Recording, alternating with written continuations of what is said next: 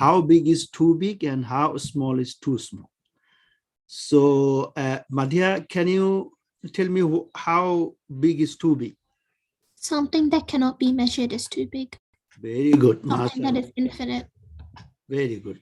So we took the examples of the universe and we found that it is expanding. So how the scientists are measuring, they freeze it and then say this is the relative distance of the universe. But in fact, it is expanding. There is no way you can measure it. And that is too big to measure. Am I right, Madhya? Yeah. Okay. And then today, inshallah, we'll talk about how small is too small. Right, Madhya? Isn't how small, isn't it also something that cannot be measured because it is too small? So the overall definition that we came to, that how big is too big, that cannot be measurable. How small is too small, that cannot be measurable. Am I right? So this is the definition we got. So looks like the creations, whatever we see, whatever I don't see, it is beyond our measure. We cannot measure it. So that comes to a conclusion that and everything we see in the universe are running orderly, right? We don't see any disorder or mismanagement, whatever universe we have discovered so far. Like Madhya? Yeah. Yeah, we see everything is running orderly. The things that we see and also the things that we don't see. So one of the hypotheses that came to our mind at that time, unlike the other group of people, they say these things happen accidentally. Am I right, Madhya? They say this is accidentally. Big Bang came accidentally. The universe came to existence accidentally. But in reality, everything has a timed place in the timeline. Very good. So it is not accidental. It is well programmed, we say. It is well organized ahead of time. So it is not an accident. This is the difference between the people. Yeah. So we believe these things are programmed or well defined or well organized. So far, so good, Nura? Jahara Noor? Yes. Look, I asked everyone actually to talk, inshallah. Please talk. Okay, so we have concluded two things. Number one, that too big cannot be measured, too small cannot be measured. And the second point that we are saying, it is not accidental. It is the indication of systematic creation, systematic programming, or it is well organized.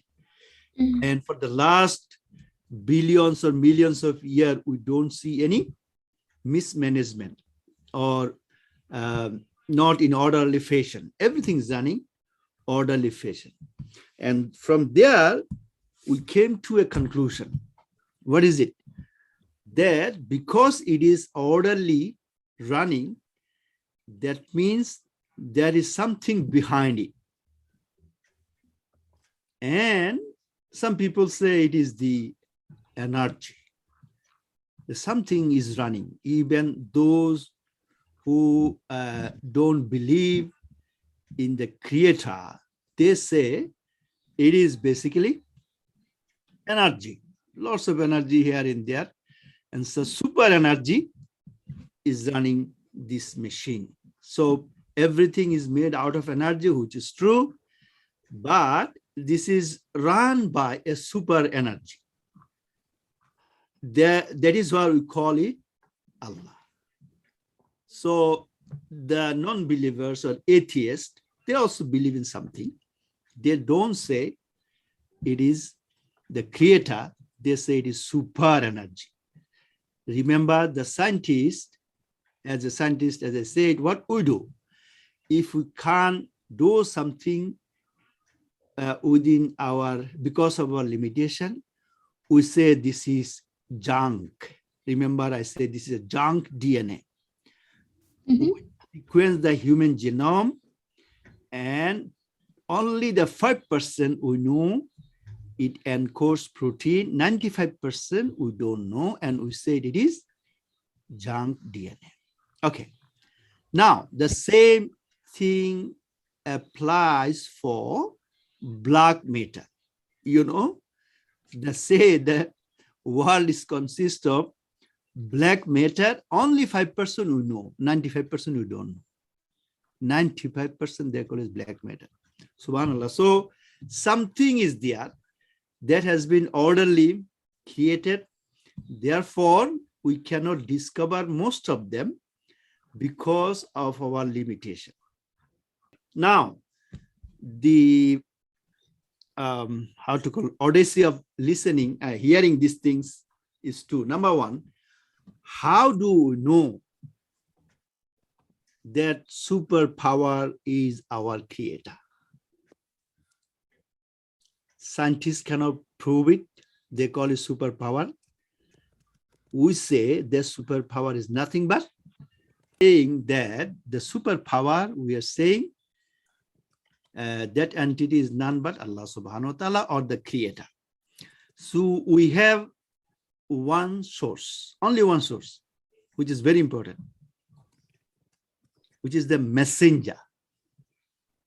We say a messenger came and he told us that their superpower is nothing but a creator, and he named is Allah. So all the messenger came with a simple message, which is there is a creator and his name is Allah. The question is, they did not see, right? No one saw, as like scientists, they're seeing is believing. So they did not see either. So how can we trust them? This is very important. Okay, to trust a person, you have to do the background check. Similarly, what we do, for example, in our job, in our government job, if you go to the government job, what they do? How can you trust a person? A person can be trusted by his background check. Abidya Rashid, so far so good? Yeah. So we are saying that neither the scientist nor the Muslim, any Muslim saw the creator. The scientist says superpower, we say that is our creator. The second question that I ask, how do we know there is a creator? And I said there are some messengers. Messengers came and they said to us, their super energy or superpower is nothing but a creator. And then the question that was asked to all the prophets, remember, all the messenger was asked with one question: how do I know whatever you're saying, it is from the creator? Very simple question. Starting from Nuh to the Muhammad Sallallahu Alaihi Wasallam, all the messenger faced one question: how do you know whatever you're saying, you are a messenger from God? Am I right? So this is the question they faced. Okay, so our They had miracles.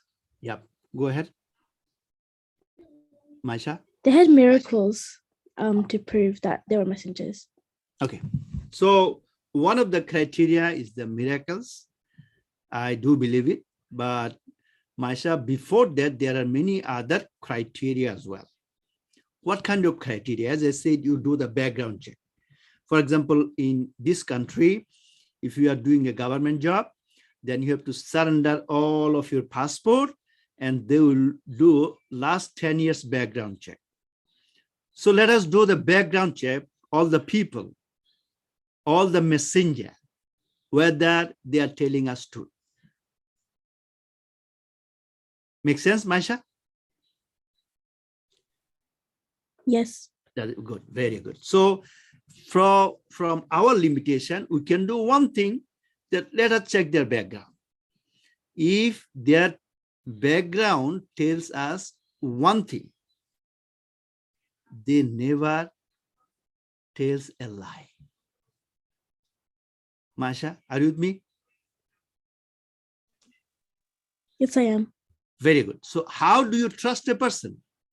If you do the background check, whatever information they provided, they never say something not true, then we should not believe them. If they say always the truth, why should we doubt them? So far, so good. Abida Rashid? Yeah. Very good. What is yeah? Can you explain me, Auntie? Okay, so like when someone claims something, we have to like check. We have to do a background check. And so if someone's always been truthful their whole life, then there is no reason to think that they would lie.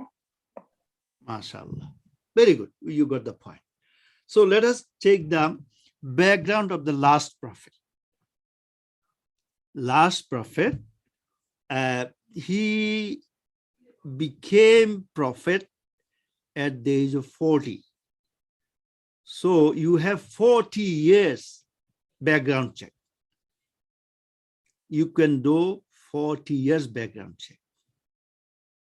And if you find something that he was lying or cheating or doing something bad, then we should not trust him. Definitely. So, you know, Prophet, our that time Muhammad, he was, okay, someone is on the way. So you remember that he was named by the society what? Abida? The Al- nickname that they gave. Oh, Yeah. I mean. Very good. You see, it was not the Allah or the creator gave him that title. It was the people. People at that time recognized him that he is Al-Amin. Remember, Al-Amin, nothing to do with Allah subhanahu wa ta'ala. He is the truthful person. He is the truthful person. That was the thing recognized by the people at the time. The time when people are fighting with their tribes. At that time, they came to know that there is only one person who tells us the truth, and they named him Al-Amin.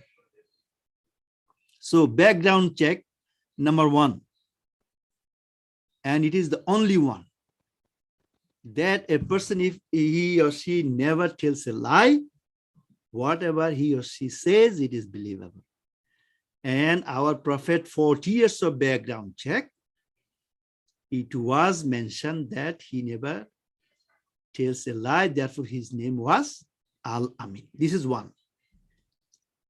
The second criteria, okay, we know he is Al-Amin, he never tells a lie. The second, is there evidence, is there any evidence that he was not behaving with his family? Remember, what is important in Islam, we don't have the double face. We do something outside and people say he is a very good person. But when you come to home, he has another face. So that is not who we are. Abida Rashid, you following? Yeah. Okay. So the society told him he is Al-Amin. No problem. We can accept that. But he is Al-Amin 24/7, or only for the time he came to talk to us. So let us check the second criteria. Who can tell us? His wife. And she was not a Muslim at that time. Remember, so we are not talking about the Muslim. We are talking the people in general. So the general people recommended him as Al-Amin. Now we want to see whether he is Al-Amin 24/7 or only for 8 hours when he was interacting with the people outside. So, you know, when the revelation came to him, and then he went to talk to whom? Abida? The cousin, oh no, he went to talk to Khadija first. Very good. MashaAllah, you are really good. He went to talk to Khadija first. And Khadija, because of the wife, she can certify the Al-Amin inside the home. Other people can't. So if you look at the criteria he mentioned about the Prophet, what was it? 6 criteria he mentioned. I don't remember all 6 of them. And the messenger was so afraid, so scared. And then Khadija mentioned 6 criteria. And you will be amazed if you read the 6 criteria. And that is the key of one of the best person on earth. You never tell a lie. You never tell a lie. You do hospitality at your level best. You did not harm anyone. There are 6 criteria. If you look at those criteria, you can easily say this person is truthful. Not outside, also inside. So therefore, we have the background check inside and outside. Now the third things that Maisha probably mentioned, that sometime in order to promote or in order to let other people know, Allah showed some miracles with them. But remember, this is not the first one. First one was the truthfulness 24/7. So it is probably the right thing he was saying, because he did not say anything untruthful to his friends and also to his wife. So because of the 2 things, again, I'm coming back to the point. We know there was a creator. Makes sense, right? Okay. Yes, it does. Okay, Abida, you says you don't know how to get how do we know that Allah is whatever they are saying, superpower is Allah. Now you know it, right? Yeah. Remember, we did this through the background check. And very interestingly, none of the prophet is out of this. All the prophets were truthful. Doesn't matter even how difficult their life was, but they never tell the untruth or other than truth. So, subhanallah, so we have 2 things now, that the whole world or universe is created by a superpower. Messengers came to us, and messenger told us his name is Allah. He is the creator of the universe, you know, and the universe you don't know. So far, so good? Abida? Yeah. Good. Okay. Very good. Let me put it this way. Very easy. Then I can talk to everyone. Now, then let us go back to the point. So there was a creator. So from there, we are moving to the other angle now. From too big, how big is too big? How small is too small? Then we came to a conclusion, there is a creator, and his name is Allah subhanahu wa ta'ala. So far, so good?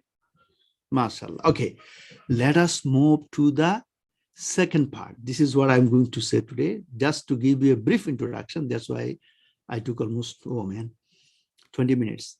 Now, Allah created, we are saying Allah is the creator of all the universe. We know and we don't know. But is it the end of the story? He created everything, anything and everything. And then he said, okay, you are created. That is not the truth. He said, qaddara fahada. Remember, qaddara fahada means qadar. I destined or I fashioned you to do something orderly. Qaddara fahada. Qadar. You know the qadar, right? So Allah subhanahu wa ta'ala gave them the qadar. That qadar is order of Allah. Make sense so far? So the creation, the creator created all the things and he gave them a prescription. That prescription was, mashallah, I can see mashallah. He created everyone for a purpose. Mashallah. I don't need to do anything. Things are coming from you. Now, so the purpose of the creation is we have to know what is the purpose of all the creations. Let us go. So I'm showing you one. If you remember, yes, participant can see it. Can you see the slide? Yeah. Very good. Very good. Thank you. Okay, let us go through it. So today I'm going to discuss about this stuff. If you bear with me for a few minutes, let me take it up. Okay, very good. Okay, now this is what we discussed last few days. This one. Allah created the universe. You can see, remember, okay, a simple thing. As I said, there are two things that we accepted. One, the Allah subhanahu wa ta'ala created whatever you see, whatever don't see, and he did the qadr, his order, what to do, what not to do. So they are doing it. Now let us come to the human being. This is the only place where we have some freedom, little bit of freedom, where in our thinking. That's what I showed this one. So can anyone tell me what is rebellious, what is harmonious? Abida? Yeah, Madhya, go ahead, please. A harmonious human is someone who their entire body and their brain and beliefs follow Allah, and their entire body works in cooperation with each other. A rebellious human, their beliefs, they don't believe in Allah. The rest of their body believes in Allah, everything else does, but their belief is not in Allah, and they do not obey Allah's commands, which makes them rebellious. Meaning they rebel against what is said. Okay, so very good, very good. So I can add one more thing with you, Madhya, that this is not only their body, it is with the universe that we know and don't know. Right? Our environment, everything is following the commandments of Allah. Yeah, If you are not doing it, is you are rebellious against your body, against your environment, against the universe. You're against everything. Very good, mashallah. So I don't need to explain this. So this was the freedom given to us only for the certain period of time. Now, this is not everlasting, which is true, right? I mean, that freedom given to us, it is not for everlasting. It is not indefinite. It is has definite. Boundaries. Only certain period of time. Only the life on earth. So I'm saying life. Remember, the freedom was given only for the life on earth. So what is life, Madhya? Did I discuss with you before? Life is the functions of time and deeds in mind.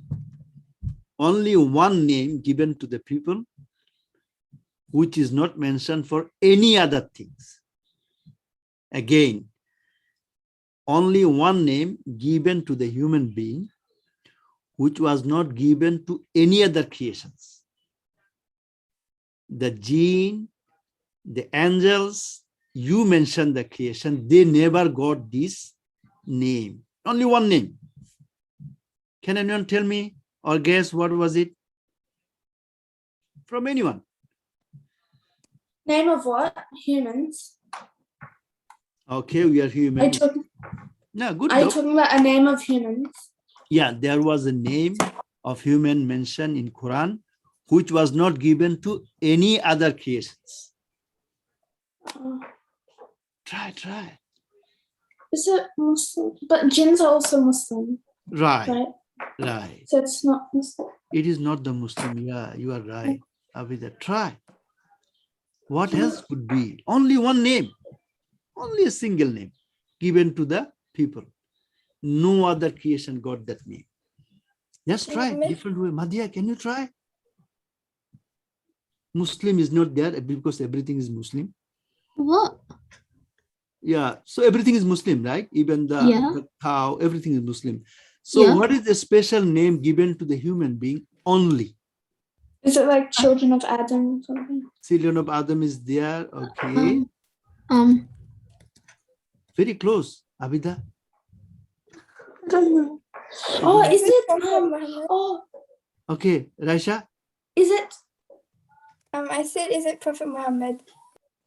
Prophet Muhammad was our prophet. Okay, but Is it Khalifa? or aha, you got it.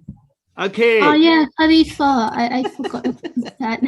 Very good, very good. This was the only name mentioned in Quran, and is Khalifatullah. For example, jinn cannot be Khalifa. For jinn and insan, jinn and human being are created for ibadah, which is true. But only designation given to the human being is the Khalifa. So far, so good, because time is running out. I really need to wrap it up quickly. Okay, everybody are with me that one name given to the human being, which has not given to any other creations of the creator, is the Khalifa. We are not going to discuss what is Khalifa today. We'll do it later on, inshallah. So I'm stopping now. If you have any question in mind, we can discuss. Next time we're going to talk about Khalifatullah. So there are two things. Remember, Ibadullah, Khalifatullah. Ibadullah, everything is doing the ibadat of Allah. Therefore, they are Ibadullah. But for human being, they are Ibadullah, at the same time Khalifatullah.